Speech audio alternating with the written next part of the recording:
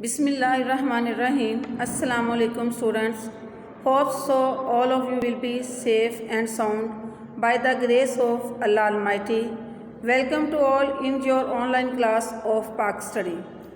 Students, आज का अपना लेक्चर शुरू करने से पहले मैं आपके साथ बोर्ड पैटर्न जो है उसको डिस्कस करूँगी।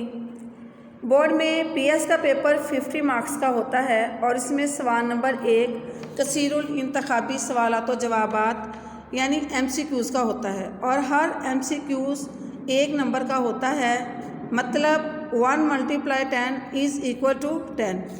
सवाल नंबर 2 मुख्तसर सवालात व जवाबात, इसमें आपको 9 मुख्तसर सवालात दिए जाते हैं और आपने 6 मुख्तसर सवालात के जवाबात जो हैं वो तहरीर करने हैं। 2 × 6 इज़ इक्वल टू 12। सवाल नंबर 3 वो भी मुख्तसर सवालात व जवाबात हैं, उसमें भी आपको 9 मुख्तसर सवालात दिए जाएंगे जिनमें से 6 आप अटैम्प्ट करेंगे। 2 × 6 इज़ इक्वल टू 12।